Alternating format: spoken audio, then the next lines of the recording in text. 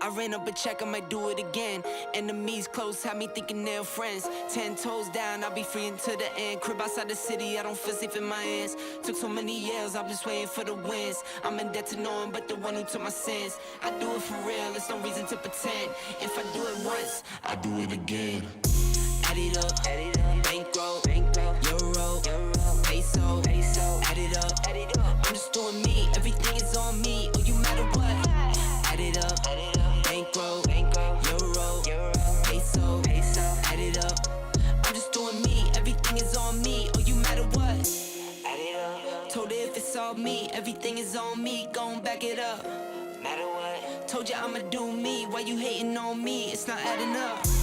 I do roll like a Mack truck, country heart, I might cop a farm and go act up. Lot of scars, I was cold-hearted, now I'm back up. Keep it real, I do this once a month, I don't rap much. I just take the money and go stack up. Only buying car to get tatted up. All that other bull, it don't matter much. You only climb me, I put the ladders up. No fault, I done doubled up on the workload. I think I fell in love with the bankroll. Pray up, get money, then we lay low. Add it up, bankroll, euro, peso, add it up. I'm just doing me, everything is on me. Oh, you matter what? Add it up, bankroll, euro.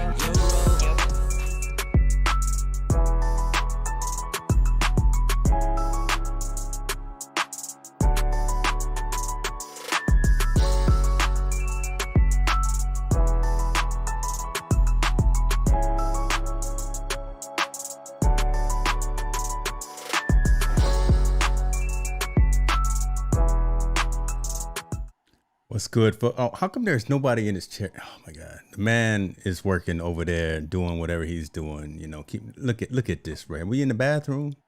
No, how we gonna? man, I'm gonna have to cut and edit the show. It's ad libbing tonight. What is going on? You ain't got cut up, man. We good. I just, I was standing in the cut.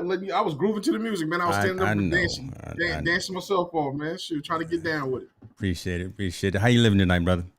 Man, blessed. You know what I'm saying? 6 feet above, 10 toes down. That's true. That's true. Look, another day. What is it? I know it's Thursday, December 9th. Team No Sleep. Oh my goodness, we about to round out the year. I think that's a good thing. I think a lot of us we ready for 2022. Figure out whatever that's gonna bring. So looking forward to that. It's been a tough year, man, all the way around. I mean, no matter what we say or what we're going, I mean, there's been a lot of things we need to deal with. Still, we're still fighting through this COVID thing. It's not over with. As many people want it to be over with, it's not. So we're still struggling and getting through that. So I think that's one thing I'm looking forward to. Hopefully the New Year's brings some more peace of mind for that. And then also, some of these social injustice things that we're going through, these court hearings that we're seeing and seeing what's kind of how these things are flaring up or panning out, right. All the way from the Rittenhouser to we got the other case coming up in Kentucky. We got, the Jeremy McCormick or the McCormick dude that just, supposedly faked a racial incident happening to him. Yeah, with the cell phone. Yeah.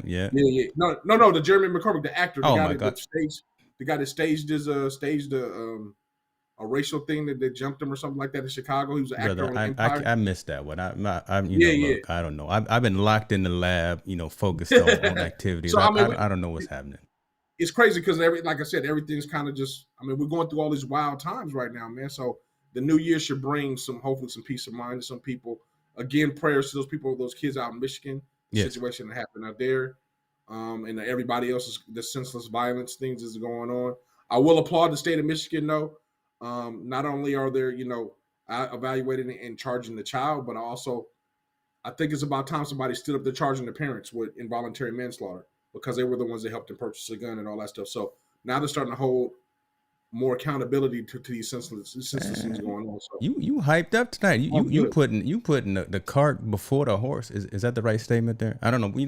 That's one of the stories we're gonna talk about. But the cart before the horse, something like that. But you got we all want to know, man. I just like I said, man, we're into this. We're getting ready to go to the new year. So yeah. Before we go to the new year, we got to wrap it up, though, right? We got to talk about all the things that's going on. That's true. Currently and in the past. to kind of hopefully bring some closure to it and then move on. I love it, man. God, man, let me make sure I got my stuff correct. Got my notes ready here. So, because we're gonna talk a little bit more about that whole around that situation as well as some other ones. But let me go and get some shouts out. I see folks coming into the chats there. Maryland's in the building. Let me get my comments right. Oh my gosh, let me make sure everybody can see when you comment. And good to see you. MDH, like the Purple Hearts. Yeah, look at that. MDH is in the building. I saw some pictures. I thought she was on the boat today, but I thought it was like 40 degrees in her neck of the woods. So I knew it wasn't today. That was definitely a throwback Thursday picture. What's up with you, MDH? Seniors in the building. Good to see you, sir. Now we can officially start the show. Dad is in the building. So good to see you. Good to see you. Look at MDH talking about bring it on. She's over there. Look, folks, I'm going to do a plug for Melanie Diane Howell right now. She is around the corner, literally probably 4 people away from having her YouTube channel monetized.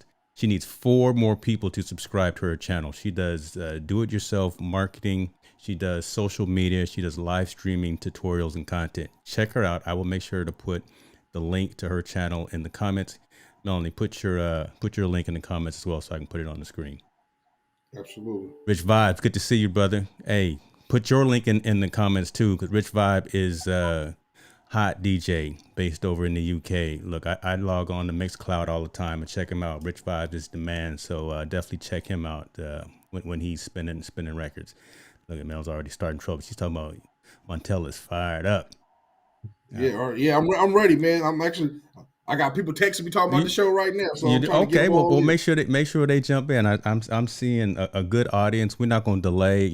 I like to stretch things out a little bit and try to do each story justice. We like to start honestly with the social impact story first lately, and we're gonna go ahead and start with this one right here. So, shouts out to the Negro League baseball players finally getting their flowers. A couple of folks are finally getting their flowers and getting inducted into the National Baseball Hall of Fame.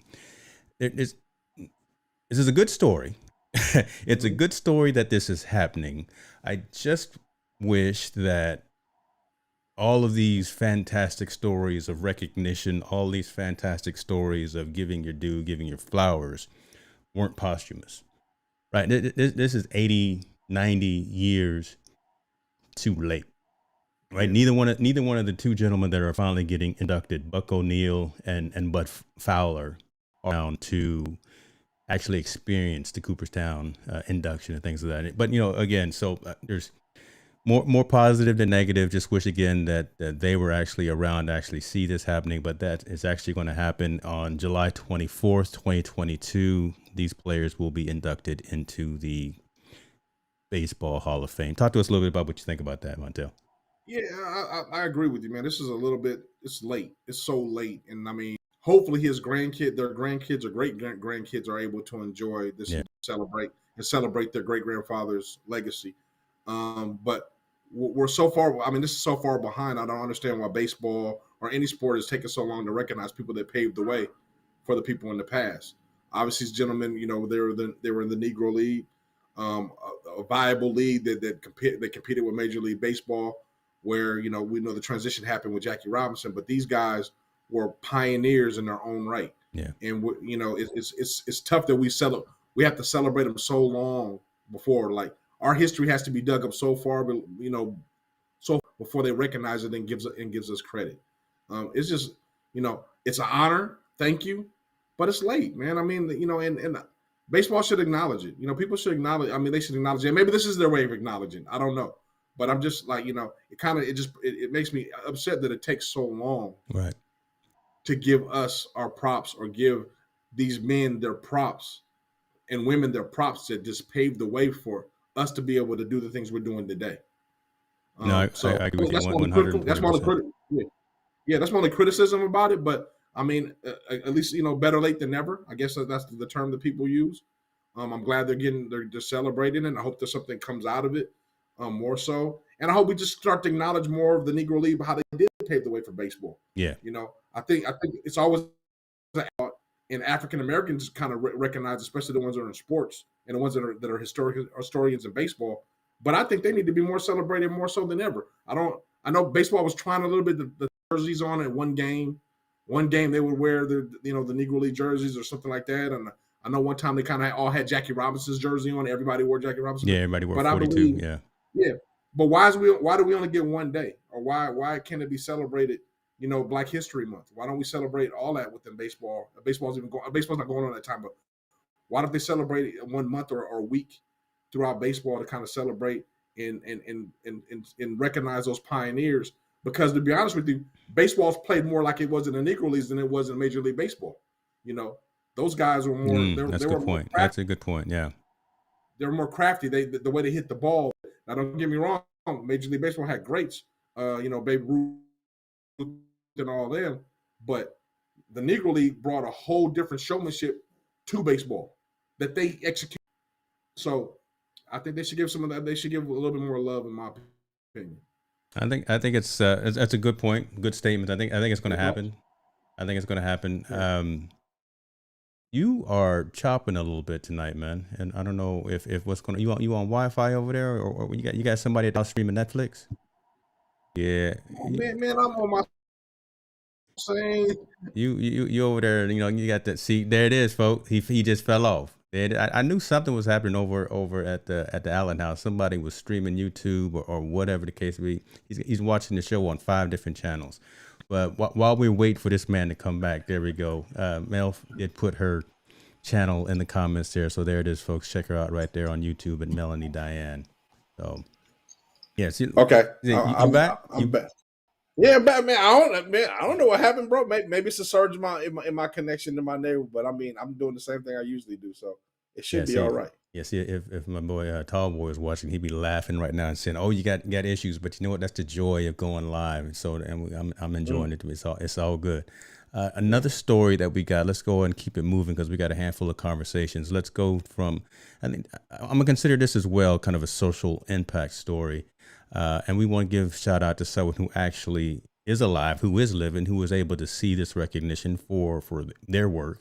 Simone Biles is being announced as Time Magazine's 2021 Athlete of the Year. Simone Biles, most decorated gymnast, period, right? From gold medals to just championships, world championships, and things of that nature, to also being an advocate for mental health.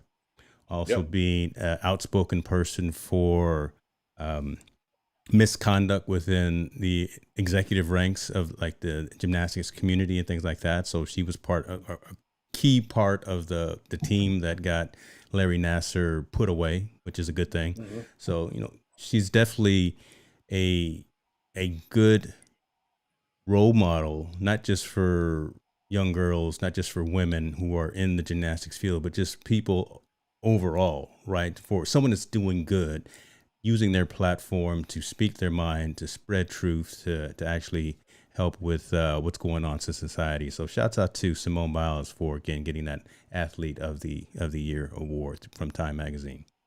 Yeah, I think her contribution to bring mental awareness to the forefront is speaks more volumes than almost her gymnastics accomplishments. I mean, she's basically a spokesperson, a person that can able to, to speak their mind and understand there is mental illness at the top of my game, that they do go through stress and they're just not a machine. Yeah. So amazing. I like that she's just an amazing young woman that's gonna, I think, keep being a trailblazer within sports industry, and the award is rightfully so deserved. Yeah, I was trying to find how old she was, and she's 24 years old. Yeah. Mm-hmm.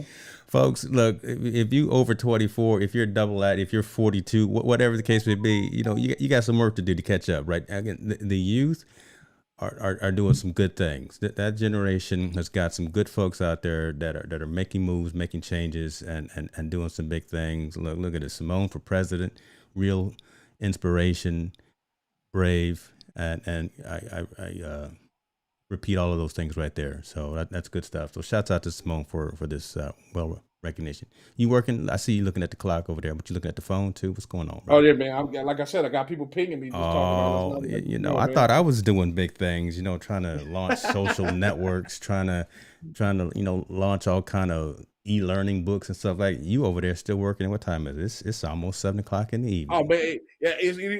Now you see you exposed me. See, he knows I was working right before we jumped on. They had me doing some work and all that stuff. So Yeah, I just I'm said you were. I just multitasking. said you were on the toilet, but yeah, you were actually Yeah. doing So you some try to work. throw me under the bus, man, but I, I'm all good, man. I'm here, everybody. I'm definitely engaged. I'm really excited about today's yeah, until the phone ring. episode. That's just the end of the year. Yeah, I can't pass up that paycheck. I got miles to feed. So, I know but that. I mean, I I'm know definitely that. engaged. I'm definitely excited about what's going on. No, it's all good. I'm giving you a hard So time let's go, because man. Let's keep it moving. I'm just giving you a hard time because that's what I do. We got some news about Exactly. coaching changes in sports, and especially in college football. We've talked about this for a long time. We've talked about this continuously about better representation, not just at the OC level, not just at the DC level, not just at the quarterback or the running back coach level. Those are all fantastic positions as well, and we need quality people there. But there's been some movements at some well recognized large programs. So let's go ahead and start with Notre Dame. Notre Dame is getting a new head coach, right? Marcus Freeman is actually coming out there, and he's going to be the second black head coach for Notre Dame. So shouts out to him for taking over that well-respected, long historical program. And again, it's going to be a lot of eyes, not just because of it being him, but for it being the program as well. We got we can talk about another one as well, but LSU from an interim perspective, we got Brad Davis, who has just taken over as the interim head coach over at LSU. So again, huge program, huge expectations for these coaches. Give us your thoughts on some of these moves that are happening, and for the fact that we're now starting to see some representation of different folks with different skill sets, different backgrounds, different types of perspectives coming in and leading these larger programs. Yeah, I think it's wonderful. I mean, you got to think. I think someone gave me a statistic. I think 85% of all college football is represented by minorities, black and brown. So now they have representation at the head level that are coaching them and that are doing very, very well. I think Freeman over at Notre Dame, like you said, a lot of eyes on him, but he's well deserving of the job. He's earned his keep to be there and be very successful. I also believe that like all these other coaching changes are just now starting to come into play, and they're starting to recognize these guys can draw up X's and O's and manage teams just as good as anybody else. And as much as we don't want to say it, Deion has paved the way. Deion Sanders. No, nothing wrong with saying that. So talk about that. So why would you say that? Because we got a story about Deion too, but there's nothing wrong with Deion Sanders being kind of the. Deion Sanders has brought a whole new light on African American coaches, African American head coaches. That African American coaches can do it. Predominantly African American historical black colleges can also do it and do it on a high level. Yes, and also market and gain money and be respected and be liked on TV just like the other schools. It's funny that now Freeman's doing this thing. There'll be some more. Jay Novell just transfer from Nevada over to Colorado State. We have a lot of African American intern coaches. I believe there was another there's a poly coach. I forgot he's interning for one of the games, for one of the bowl games. Okay. So there's a lot of movement going on with black and brown brothers is getting their opportunity. And a lot of them are interim coaches, but I think those interim coaches show that they got the experience to be hopefully lead these teams to big wins. So in the future, in the next couple of years, they will be head coaches. But back to Deion. Deion has just showed the way that, hey, I know how to build an organization. I know how to build a team. I know how to generate money for the university. People don't know this. Jackson State generated over $30 million this year. That's unheard of an HBCU. Say that one more time. Jackson State. $30 million. That was their net gain. $30 million in 1 year with Deion. Matter of fact, it hasn't been a whole year. It's been a half a year with Deion. He's creating a pathway for guys like the brother that's at Texas State. I forgot the running back that played for Houston. I forgot his name. But Hugh Jackson now is not only entertaining, but he just took over the Grambling State job. Huge. Yes. We're getting big names in HBCUs because Deion has created a market there, and it's a valuable market that these universities now want to pay these guys millions of dollars to come coach there, which that is unheard of in the HBCU system. Deion is also fighting for the advocacy of HBCUs being able to not only compete but also be included in the bowl games, just like everybody else is, instead of just only having the HBCU SWAC championship and then kind of it's left at that. They don't really have any more after that. But now he's advocating for them to be able to play against the Michigans or against the San Diego States in a bowl game. So man, he says it's God's work, and I believe him, man. I think that brother's he's opening up so many doors to give not only HBCUs recognition, but give black coaches recognition, showing that hey, they can do it on a high level as well. Now, can he compete with Nick Saban and them right now? No. But Nick Saban's been coaching for 40 years. Right. Deion's been coaching for maybe 7 years. And he's only been coaching the collegiate level for about 3 years. So put that tenure in his back pocket. He may go down just as good as Nick Saban as far as we know. He won his championship in his first year. That's true. Championship in his first year. So let me back that up a little bit, because we're going to talk about about Deion's win there. And do you think that, and folks in the comments as well,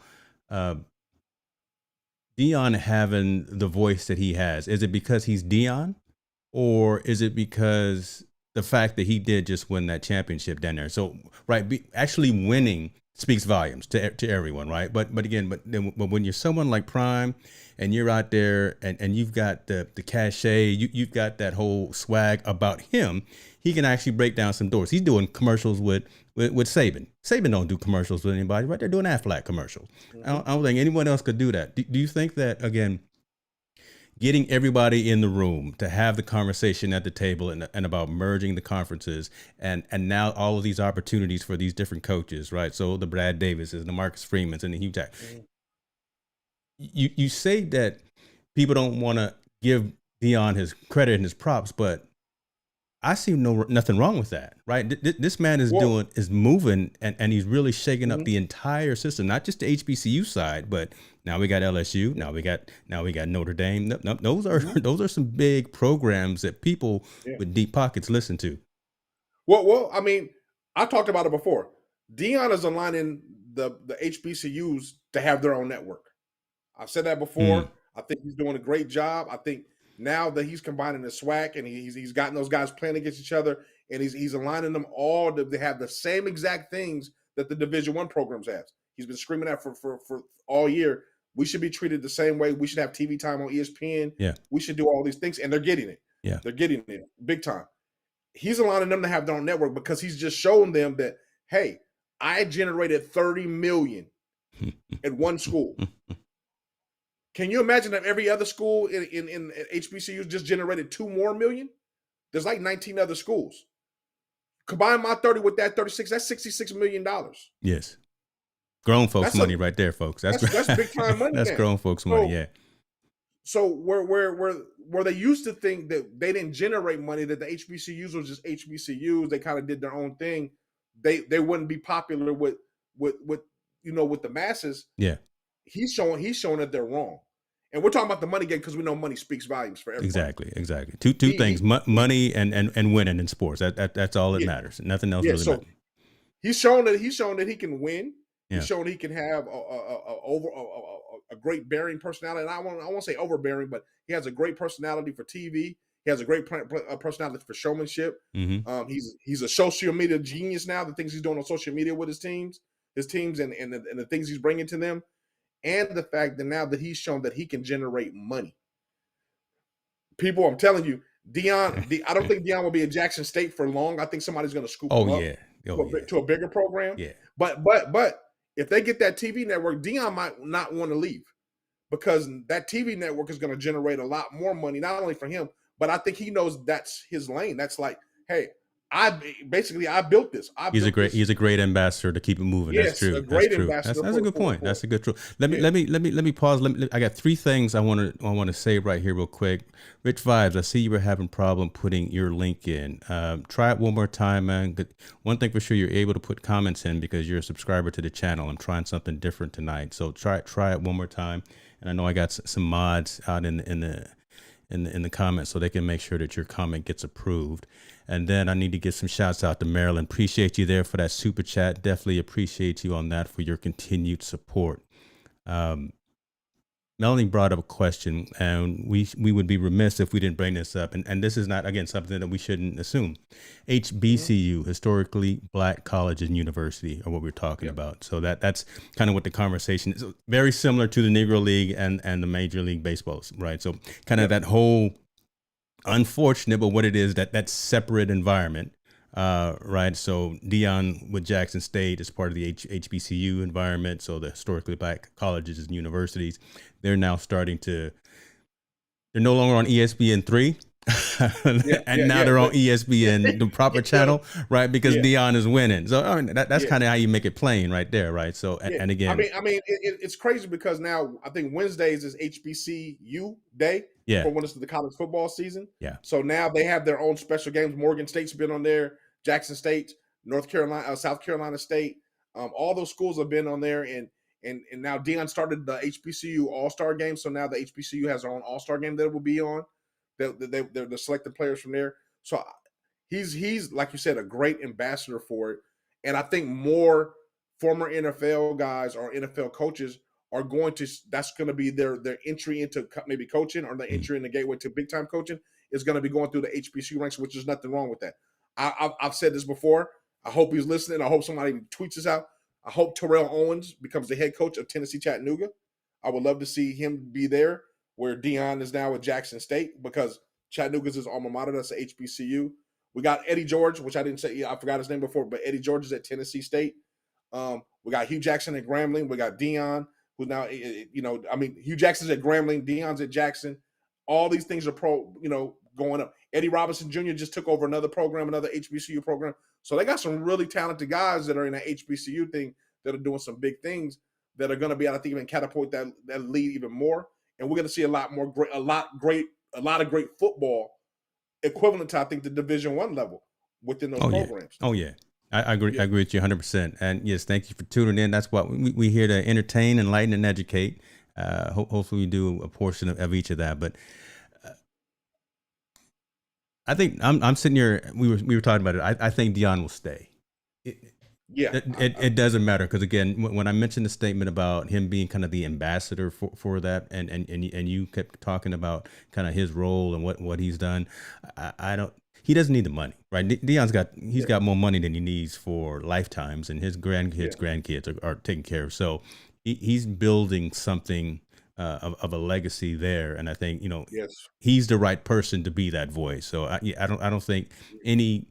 Well, I don't want to say any program calls, but I don't think he's really looking to move or do anything like some of these other coaches have been doing. So, well, I mean, let's be realistic though. I say, how long does he want to stay in Jackson, Mississippi? Jackson, Mississippi is not the metropolis or the biggest city in the world or the biggest revenues place in the world. And let's not be oblivious, like a Florida State calls, or a bigger school in Florida calls where he's from. I think Deion will go, and rightfully so. He's earned his right. I didn't believe him as a coach, but I'm becoming a believer of the things that he's doing. I think he would go to those schools, and I think he would have a huge impact in turning those around. Let's be real. Deion are the best recruiters in the nation. They can argue all they want. They can talk about Lincoln Riley. They can talk about all these other dudes. Deion Sanders is one of the best recruiters in the nation. He showed it where he's flipping guys that went to big programs to come down to Jackson State, which is a smaller program, in the FCS program, not a FBS. And also, he's flipping guys that are Division II stars to come on up. And he's one of the first coaches to do that. Within the portal system that's going on, he's utilizing that as a recruiting tool to see guys at lower level to say, hey, I'll bring you up and see if you can prove yourself at this level, and let them also be dynamic. He's doing things that people aren't doing yet. And he's being very dynamic about it, and it's proven to working. It's working out very, very well for him. I couldn't be more proud of the things that he's doing as far as being an ambassador for the HBCUs, man. Like I said for you before, we just need an HBCU in California so we can represent the whole the whole thing, and we'll be all right to be able to That's play. true. We need the whole experience. We need halftime. We need the marching band. We need that institution to be over here on the left coast for sure. But like you're saying, what is Deion doing? He's winning. So shouts out to Jackson State for winning the SWAC title since 2007, heading to the Celebration Bowl. Wow, right? So that's huge, right? Again, the man comes in. I don't even want to say turn the program around, but I mean just elevated the program, gave them young players confidence, gave them some of his insight from being able to play on both sides of the field, right? And again, just gave them some of that Deion swag. And next thing you know, they're the ones hoisting the trophy at the end of the night. So that's what I'm talking about. That's what I'm talking about. So I can't say enough, man. I can't say enough, man. The dude is just kicking. He's kicking down doors left and right. Yeah. So more props to him. I will say, I'm gonna say my teams are winning. I'm gonna leave my Steelers alone because I know they're trying to do something tonight. I'm not gonna jinx it. I'm gonna leave it alone. So hopefully they do something. But Michigan, let's get into Michigan. This is kind of a back and forth kind of story here. This is a little bit the social impact. This is definitely an update in terms of what's going on with programs as well. But Michigan, the Big Den, went in there and won their championship game. And prior to the game, with all the stuff that was happening in Oxford, right, with the it's kind of as we were talking to about at the beginning story about the youngster that went in and started shooting at the school, and then the parents of that 15-year-old boy who I'm just gonna say I'm just glad that they're locked up right now, but the parents who helped and abated that young 15-year-old when he went out and did that. There was a player. There was a student at Oxford. He was a player on the Oxford football team who stood in the gap, right? Kind of stood in the way. He could have ran. He could have gotten himself out of harm's way, but instead, what he did was I'm gonna keep calling it. I'm gonna say he stood in the gap and made sure that others got out, weren't harmed, found their way to an exit or whatever the case may be. And this young man, unfortunately, lost his life during this situation. He wore number 42. The Michigan State. Oh my Michigan, God. Man! Wow! You cursing? Yeah, that's a curse word out there. Wow! Oh my! I don't know if I can continue from now. Okay. The Michigan football team wanted to honor the player, honor those lost during that by wearing actually a patch on their jerseys and wearing the number 42. Right, because this player, wore number 42, and come to find out, at the end of the game, when we hit 0-0 time for the game, the score for the game was Michigan 42, and the opposing team 3 points. So, God works in mysterious ways, folks. Because again, honoring those that lost their lives, honoring the student that stood in the gap and helped protect those who were trying to elude and escape and get away from the shooter. And then for the final score to be 42 was just a pretty chilling thing in a good way. It's unfortunate again that folks had to lose their lives, but yeah. I'm glad Michigan. Man, I can't believe I said Michigan State. I'm gonna get hate on that.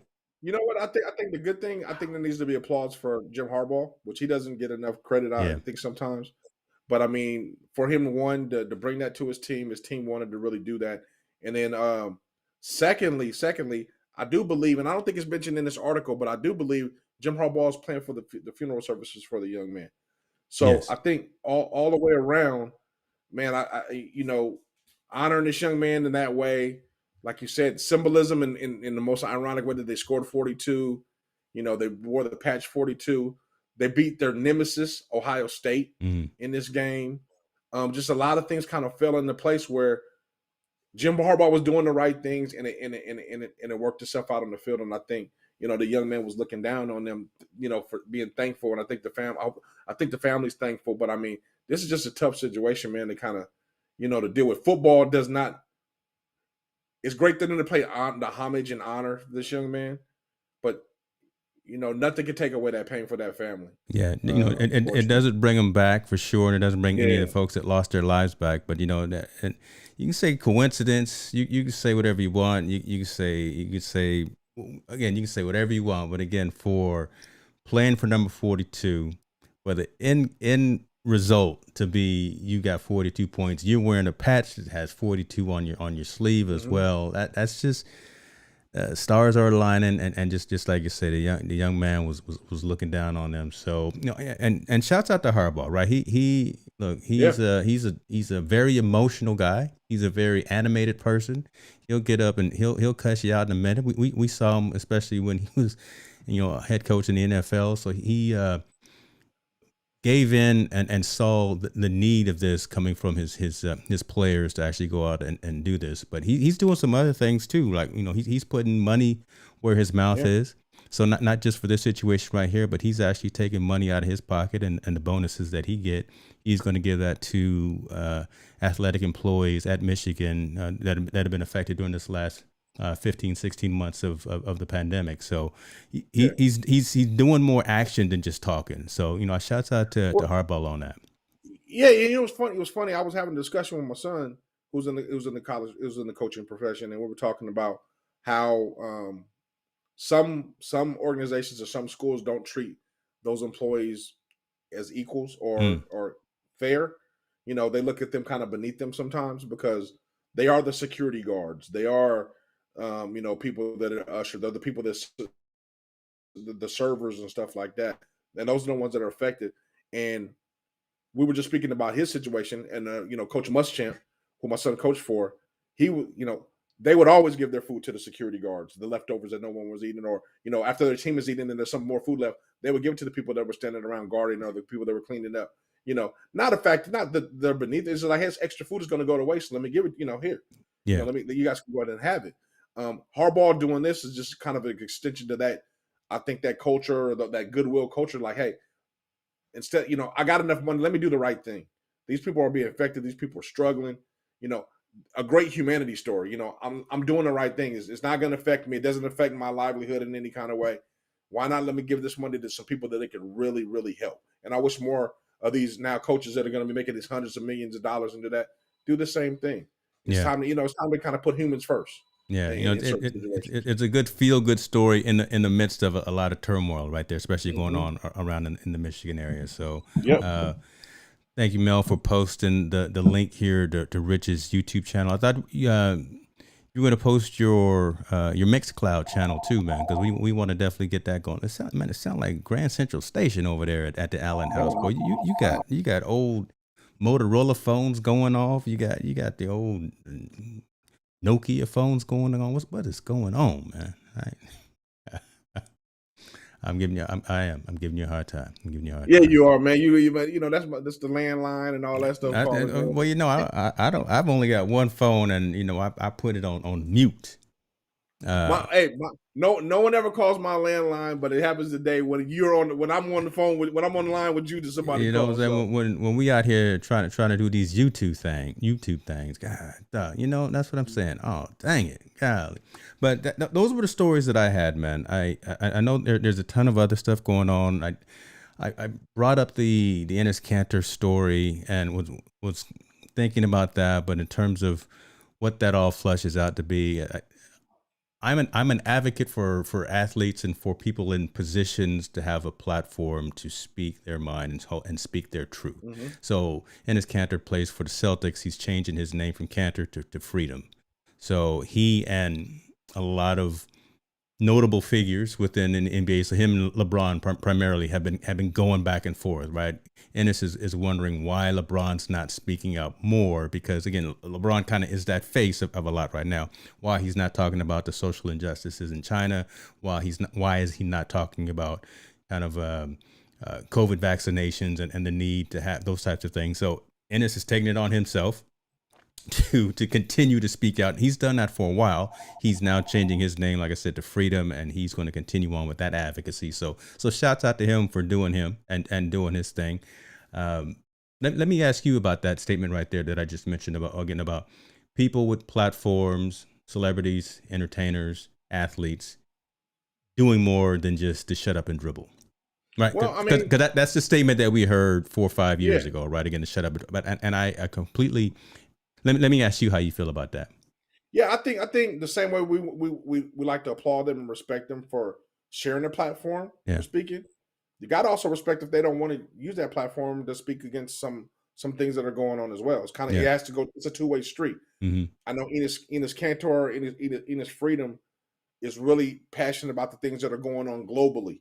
You know, I mean, also in the United States, but definitely globally. He's speaking of those. He's knowledgeable about those things, and especially in this country. I forgot what country he's from, but there's Turkey. a lot of he's from Turkey. Yeah, there's a lot of injustices, things going on. So he's really passionate about that.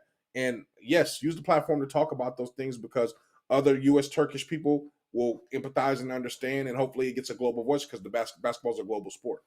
But also you got to respect the fact that if LeBron isn't as passionate about it or isn't as knowledgeable about it, then you can't fault him for not speaking up on it. I can support you, and he can support him, but maybe he's like, I don't feel comfortable speaking about it because I really don't know anything about the things that you're talking about or the things that you're speaking on that you feel that are social injustice that I just don't have any knowledge about. There's things going on in this world, all over this world that we don't know about that I probably would disagree with it. Yeah. So with those things, kind of, we got to, you got to respect both ends, I believe. I agree with that. And folks, I guess we'd love to hear your commentary on that as well. Like, what are your thoughts for, we paid to be entertained by these entertainers, these athletes and these celebrities and these folks in these positions. So what are your thoughts on again, someone like LeBron James and his Canner, or someone like someone from an NFL who, because there's normally more, we see more athletes on the NFL side speaking about social injustice, so the Colin Kaepernicks of the world, right? So those kind of things. What are your thoughts in terms of what you think that means to again have that platform and speak that message? Do you think that that's a requirement for being again in that position, being in that spotlight to help spread news, to spread awareness of these, doing what Simone Biles is doing again, right? When she's done flipping on the beam, she's going out there saving the world, right? So she really is. But you got to think though, like, I mean, let's quote Charles Barkley. I'm not a role model. Okay. I like that. My obligation isn't to speak to everybody about everything that's going on. My obligation is to play basketball and entertain you on the court. Yeah, I get it, but I also do believe you do have a social responsibility to address things that that are affecting the masses and affecting things that you're passionate about. Everybody's not going to agree with you. Everybody's not going to be on the kumbaya thing, but I do believe things like the Donald Sterling situation, things like Black Lives Matter situation, those are things that we do need to speak about and talk about because they affect more masses, and it's just wrong. You know what I mean? It's wrong. Now, like I said, if we were knowledgeable about Enos Cantor's situation, I'm sure we'd probably speak more about it. But I mean, we know there is social injustices within the African American and Latino communities. We know that there's things that are going on. We know there's something wrong. The system is broken, so we should speak about it. We know, anything to do that harm children is wrong, so we speak about it. So the things we know, I think, absolutely speak upon it. But the things you don't know, maybe you shouldn't speak upon it because you may wrongly say something that's wrong. That's an interesting point. No, that's a good point. Yeah. Where Enos Cantor is very educated on the things that are going on across the world, people like LeBron and Chris Paul and them may not be. So I can't speak up on something that I'm not knowledgeable because I might misinterpret or say something wrong. It's just fine. And we already know athletes and actors and people are scrutinized for every little thing they say on social media. True. So do I walk the line of being careful and speak about things I know about, or do I say, hey, let me just sprout out anything I want because somebody wants me to, and you end up misquoting or missaying something and being scrutinized by everybody? Yeah, that's a razor thin line for someone that's in the public eye. But I think there's both sides of that, and I agree also with what Mel is saying here. Personally, if we aren't going to allow them to speak, so if we aren't allowing them to speak, then why would we allow Simone to speak as well? So yeah, I completely agree that they should be allowed to do what they need to do to spread messages of social truth and social righteousness. But if you don't know what you're talking about, maybe you should let someone else who knows what they're talking about talk about what they're gonna talk about. So that's a good point as well. That's good. Yeah. So I mean, let's. I'm gonna be perfectly clear. I applaud Enos Cantor Freedom because he's fighting the fight that we know on our side is fighting. He's talking about those things. He's very passionate about those things, and I don't know why he has a problem with LeBron. I know they used to be teammates or something of that nature, and he has a problem with the way LeBron does things. That's a personal issue they need to handle. But I applaud both of them for when they stand up for things that are injustice. Because they do have the platform to be able to talk about. Well, they can work it out. Look, if Kanye and Drake if Kanye and Drake can get together, they're doing a concert tonight. I'm watching it on Amazon Live. Okay, hold. Before you go into there. Okay, this whole thing about the Kanye Drake concert. Yeah. About Free Larry Hoover, right? It's the Free Larry Hoover fund concert fundraiser or whatever they want to call it to do. Yeah. Larry Hoover, I know he's an advocate. I know he's wrongly accused. I know there's things, but last I checked, Kanye's a billionaire. Mm-hmm. You don't need to raise money and awareness about Larry Hoover when you have enough money to be able to fund. Speak on that. Let me go ahead. Let me sit up straight. Say it again. To spend money on a legal team to help him get out. Where me personally, why aren't you and Drake throwing a benefit concert to help those that lost their lives in Astroworld, the people that got shot in Detroit, homelessness, all these other issues that you can raise a lot of money for and a lot of awareness for? We're doing it for Larry Hoover. Where Kanye and Drake both have enough money, they could hire a legal team to take care of that publicly or not publicly, quietly, whatever they wanted to do. Why are you taking fans' money and holding this concert to promote that situation? Yes, there's wrongly injustice people, but if you're going to do it for Larry Hoover, raise all that money for all the other people that are injustice in prison as well.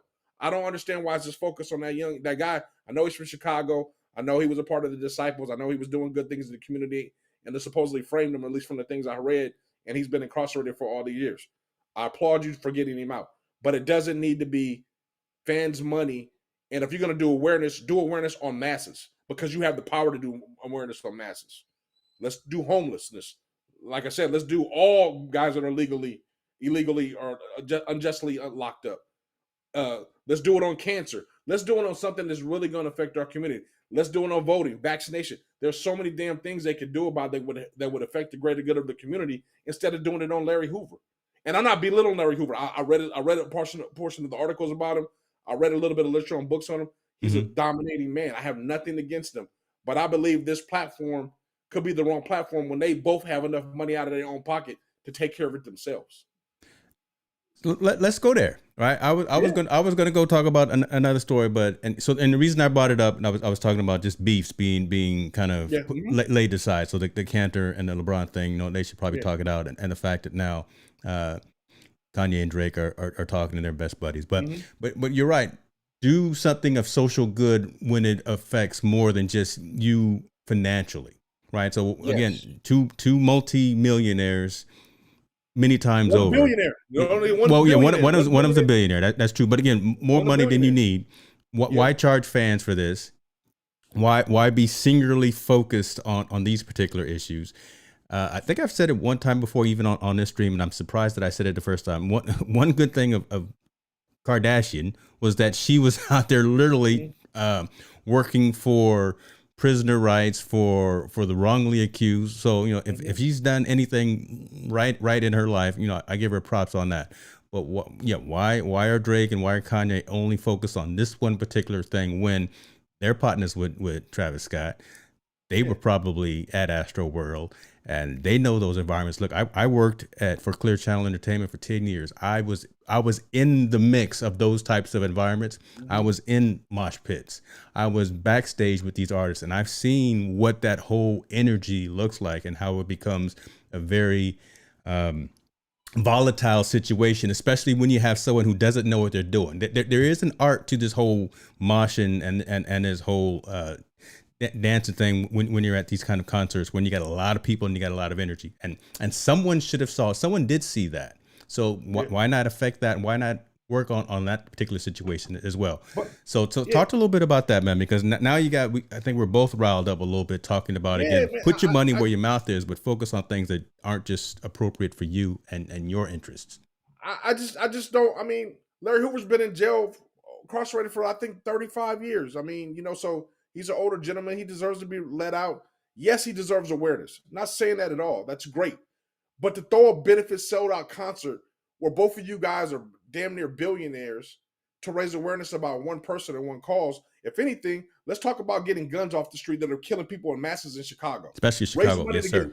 Raise money to get that out of there. Yeah. Why aren't we raising money for that? Why aren't we raising money for reform, police reform? Why aren't we raising money for voter awareness or the things that they're trying to do? Why aren't we raising money to bring situations like Aubrey's situation and the young lady that lost her life in the Kentucky situation? Why aren't we bringing masses awareness about those situations?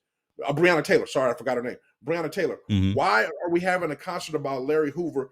Granted, he's a great activist, but you have enough money by yourself.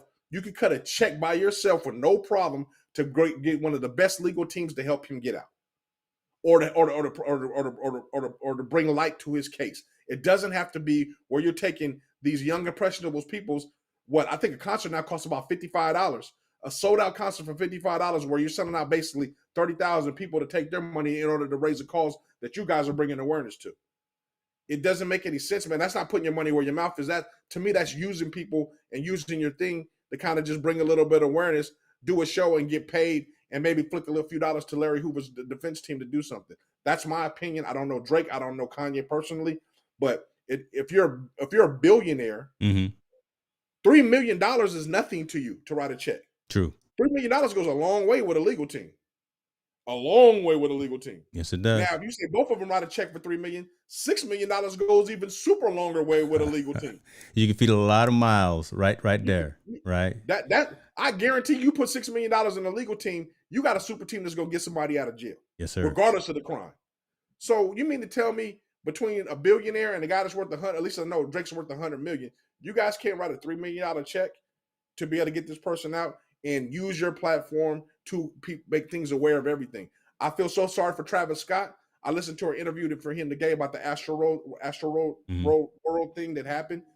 The guy, he was literally almost sick in the interview. Like he was not aware that things was going on because he was in the midst of his concert. He didn't know all the things that were going on. But when he heard about what went on, he was literally shocked. And he's even more in shock now. He's like, I can't believe what happened. Why aren't Drake and things saying, you know what? We're going to do a benefit concert, not only help our boy him, but also let's bring some light and shed some light and help those families that were affected in Astro World. He's our boy. Drake was there. Drake was there. So Drake was at the show. So he knows. But see, that's something that makes me mad about hip hop and those things in general. Why aren't you cutting your own checks to help your own kind, your own people? You pillage off of us. You want us to buy your CDs. You want us to buy your music. You want us to stream everything. But yeah, when it comes to something that you know you can do good for the masses, it's almost like it's an afterthought. It's a secondary thing. Kanye makes shoes. Kanye makes clothes. He sells these shows for crazy. Matter of fact, he just sold a car or some shit for a lot of money. It's pardon my French, for a whole lot of money. And yet you want to throw a benefit concert for Larry Hoover? Come on, man. There's so much. Throw something for Nipsey Hussle was doing something for his neighborhood. Wow. Go renovate that neighborhood. Yeah. Okay. See, there you go. Yep. And let's not even do my neighborhood. Let's go Chicago. Chicago by itself. Chicago's had over multiple weekends where there was 100 people shot. Why aren't you doing a concert about we need to get guns off the street? And I'm gonna your hometown, Kanye. Your town. Yeah. Your town. This money that we raised in this concert is gonna go for police to fund to help get these guns off our street and stop the killing of these young people. Where's that concert at? That's what I want to know. Where's that concert at? Where's that concert that's gonna stop that young rapper that just got killed, Dolphin Memphis? Or where's that concert that's gonna stop that young man in California's Slim 400 from getting shot? Where is those concerts to say we're gonna bring awareness to gun awareness and violence, and the money's gonna go directly back to them to help fund the police to get these things off the street, or help fund people just to trade guns in? We'll do a gun buyback. Whatever you need to do. Why aren't you bringing awareness to that? So I'm gonna be devil's advocate with this, and yeah. I don't necessarily. I'm just gonna be devil's advocate, and I'm gonna kind of play off of kind of what Mel is saying right here, right? If they just wrote a check, the public wouldn't know about it. I'm thinking that it's just not sexy enough, right? I'm thinking that it's just not sexy enough to go out there and fight those real issues, right? To go out there and fight those bigger challenges, those let's get the guns off the street, let's go out there and feed everybody, let's go and take care of the homeless. It's from a public relations perspective, from a selling CDs, from a selling albums, selling T-shirts, and selling shoes. That's not big enough. Right, it doesn't resonate in news. People hear about it all the time, and I'm just asking the question. I'm not necessarily saying that's how I feel, but I'm just wondering again, just trying to put myself into Drake and Kanye's mindset. I got an album coming out. I want to do something. This guy right here is doing something. Let me go and charge for this and have this particular thing. Homelessness and poverty and these other things. That's too big. I don't want to deal with that right now. Let me deal with something that is going to get all the lights right now. Tell me about it. Correct me if I'm wrong. Again, I'm just being Doubting Thomas. No, I hear you, but that's part of the problem. Why we got to be flashy in order to help? Where's it wrong to help? That's kind of where I wanted you to go with that. Yeah, so I did set you up. Yeah. Yeah. Why do you have to be flashy to help someone, or why does it have to be an agenda to help someone? If you really want to help Larry Hoover, cut a check. It's that simple. Yeah. You don't have to have a concert. You don't have to do anything. Just go out there and just cut a check. Go find a superpower team that's there in Chicago that can represent him and say, look, I'm going to cut you a check for $3 million. Work on this case. It's that simple. So don't have to tell nobody. Don't have to hold a press conference. You know what I'm saying? Don't have to put it on the Instagram story. And if you do have to do it when he's released, you come and say, I'm supporting him. I released him. I'm the person that did it. I'm the person that helped his legal team to get him out. I'm glad he's home. I'm going to hold him down. Yeah, I get that part. That's cool. But why do we got to be sexy about it? Why do we got to do all these things and make this big old this concert, supposedly benefit concert, to do that when one is just one man, and one thing, you have the power by yourself to do it. You don't need other masses to help you do it. You have the power solely by yourself to do it. I guarantee you, Warren Buffett ain't calling nobody to do nothing. Man, see, now you're stepping in it right there. Now you're talking about the man who got all kind of dollars, right? And you're right. Still driving a Buick, and that doesn't have to be flashy or nothing, but he's doing more good with his checkbook than I don't think he wears a pair of Yeezys. I think he's still wearing New Balance. Yeah, but I'm saying he doesn't have to be flashy. Nope. Zuckerberg doesn't have to be flashy when he wants to do something with his money. Bill Gates ain't flashy with his money. Matter of fact, half the people don't even know Bill Gates Foundation still exists. That's true. Yeah. So why are these two of the probably most popular rappers or hip hop artists, or let's just say artists, period, in the industry, got to make this big propaganda for one person when you have the power to affect masses? So I'm gonna change that whole thing right around, and I'm gonna put some shades of color in that. Why is it always the black artists that have to be the sexy ones with stuff, right? Because there's a lot of rock, country, and again, like I said, I worked in this industry for 10 years, so I know, right? So I know that Aerosmith goes out and does things behind the scenes, and again, they don't do a whole lot of press releases. They don't write anything on their IG stories. They go out and a lot of these other genres, a lot of these other folks do things just to do the right thing. Not saying that we don't do it as well, but again, why do we have to have this 11 p.m. concert tonight with these two gentlemen to... Let's keep it more relevant. Let's talk about Prince. Prince, who just passed away, God rest his soul. There's stories about Prince. Prince would take his whole concert check and write it to the Boys and Girls Club. Yes, he would. Yeah. He wouldn't even take his check. He would give it, the check that the promoter and them give him, he would go give it to the Boys and Girls Club and not say anything about it. He wouldn't tell no one about it. That's true. He would go to children's hospitals and pay medical bills for people without saying anything. So to me, I don't understand why these particular two artists, because I can't say all artists. I know Jay-Z and Beyonce do things on the under. They don't say anything about it because they're billionaires. They put their money wherever. And there's other artists that do the same exact thing. They don't say anything about it. This right here, man, this just, to me, it just feels wrong. I'm sorry. It feels wrong to me because I do believe you can help more in a benefit concert like this by just helping your city of Chicago, where Larry Hoover is from, where he's a part of started the Disciples and part of that gang culture that was there when he was younger. he was a member of that or a part of that, or he was somewhat associated with it. Why don't you say, you know what, I need to do something to help alleviate that? And if I'm going to help Larry Hoover, again, I say help it on the back end without your own pocketbook. Huh.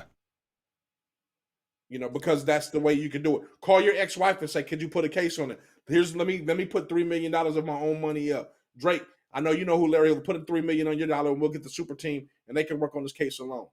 But you taking my money, supposedly taking my money and doing it, you know, for me to be entertained for about an hour and a half, when you can do it yourself, man. That's selfish of both of them. In my opinion. Agree. No, I agree. So I'm gonna watch. Me and my son are gonna watch it kind of with very. You going to the Matrix, huh? Yeah, no, we're gonna watch it with very discerning eyes, right? I'm gonna watch it and be really skeptical.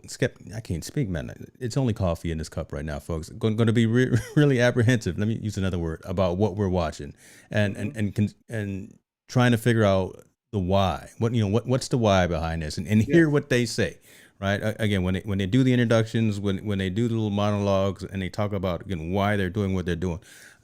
I'm going to be kind of skeptical about it and try to figure out why they're doing it and why this really doesn't make sense. But we'll see how it all flushes out. We'll probably talk about it next week since we spent a lot of time on today's show talking about it. But it's this may not be sports and social impact, but this damn shows a social impact it just doesn't make sense to me, man. I'm sorry. I mean, I'm sorry I went on my little rant, but it just doesn't make sense to me. This is what to we be able do. to do those things. You know, they do those things, man. I mean, you know what's funny? Before we go out, they have promoters, they have managers, they have all these things, right? They both have these things. And you made them between those dudes and those collective minds, nobody thought this was a dumb idea. Like, really? Like, no one said, hey, man, this is a dumb idea, man. I don't know if we should do this. I'm just being real. Old Arsenio Hall, things that make you go, if James Hicks is about to go on the big talk show, and you was like, man, I'm about to talk about peacocks, I'd be like, bro, I don't know if that's a good idea. That's not your subject matter of expertise, right? You probably shouldn't do that. I don't know if this is a great idea, bro. Yeah. So what are we doing? So I mean, both of their camps, man, are just as fault as they are for nobody telling them. Yeah. And I just don't. I really don't get it, man. I mean, I know Kanye's an eccentric guy, and he's kind of in his own world, but I just cannot believe, you know, no one's told him like, bro, we could do this. This could be bigger than just Larry Hoover. This could be way bigger than Larry Hoover, and we can make a real impact in Chicago, in Toronto, where Drake is from, yeah, or wherever you, or Astroworld, or wherever you want to be able to help, man. You can help masses. And help that brother out by himself, man. Like without even being on point, man. So it's just freaking frustrating that our people do that. It's getting worse. It is. I know we're near the top of the hour here, but again, this is a relevant story that we probably can continue on and probably have another episode on a continued conversation about. But it does seem like it's getting worse because folks are. I don't know if desensitized is the right thing that I'm looking for, but it's just there's I don't know if it's really any the care for our neighbor, the care for humanity, and doing things for the right reason. Again, that this tonight that's going to air on Amazon, just on Amazon Live or wherever it's going to be, just doesn't seem like it's for the right reason. It's I think like Millie said, it's a PR stunt. It's not seen, man. It's not for the right reasons. Let's just keep it 100. Yeah. It's not for the right reasons. And like I said, Larry Hoover and his family, I wish them the best. But like I said, this isn't the right platform to promote that and promote the injustices done to him. I think you can make people aware of it and say, hey, we want to give a shout out to Larry Hoover. You know, we're working on this case and do that thing and do it in the midst of a concert helping the greater good. But to have a whole benefit concert to help him out, man, that benefit concert right there being streamed on Amazon and those two performing is going to generate hundreds of millions of dollars. True. I'm going to tell you guys right now, it doesn't cost $100 million for a legal team to get him out or to work on this case. It doesn't take that much money. $100 million could buy the prison and let everybody free, to be perfectly honest with you. There you go. See, there you go. There you guys. Oh, why these guys? Why? You know what I'm saying? So come on, the numbers ain't adding up, bro. It doesn't add up what you guys are doing this for because it doesn't cost that much money to do that kind of thing. So I'm not sure what the purpose is, man. To be perfectly honest with you, man, it just really it baffles me. Hopefully, like you said, you watch the concert and they said they're gonna do something great to go for Chicago and the cities of Toronto's and stuff like that. But if it's for what they saying is for Larry Hoover, the people that go and the people that watch it are behooved. Yeah, Twitter's gonna be blowing up for sure. But I'm gonna watch it, and if they're not doing what they need to be doing, it's not gonna be a good look. You're gonna just say something about it, and it's gonna still be pretty much. You still paid your money for it, man. Yeah, y'all paid your. You were out there in the cold and at night to watch this show, and I don't know, you're not getting. Is it free? Is it free on Amazon? Is it free or? Well, nothing's free, but you know, I think part of Prime. Okay, I get it. So yeah. So yeah, I'm cutting the check towards it. Even though I ain't gonna watch it, he got some of my money too. So I'm guilty as charged to contribute to it. But this is just not the right platform, bro. I mean, I'm sorry. Yeah, look at that Amazon, right? Make it even worse. Unless all the money goes to the cause, but we know it's not. It's going to go to Jeff Bezos' rocket ships and things. We'll leave that alone too, folks. Listen, hold on. Let me make sure while we got folks' attention.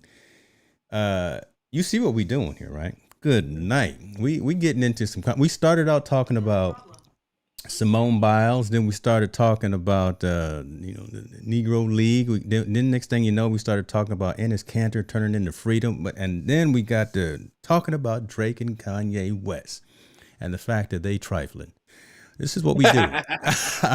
This is what we do. The social impact of sport, the social impact of, I think, just everything in society as well. We really are working to build this platform, to build these conversations and have, at times, these awkward conversations to enlighten, entertain, and educate. So follow us, keep us in your thoughts and your prayers. If you see something that you don't like what we're doing, let us know. See something that you like what we're doing, share it with somebody. Make sure you subscribe to the channel as well, because we doing some big things. We're getting ready for 2022.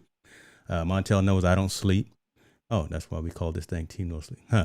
But we doing some big things and got some big plans coming for next year. So I just wanted to throw that little call to action out there to folks. So there we go. Absolutely, man. So thank you for everybody that's tuning in. I would like to ask everybody, please say a prayer for my best friend, Tim Wadhome. His health is not very, very good right now. He's dealing with cancer. And I just want to give a shout out to my boy. Keep fighting the big battle, man. I love you to death. Please everybody say a prayer for him, man. Definitely, man. And with that, we're gonna head out. Y'all be good to yourself. Take care of everything that you got in your area, in your sphere of influence, and reach out to someone you haven't talked to in a while, folks. All right, we out. Absolutely.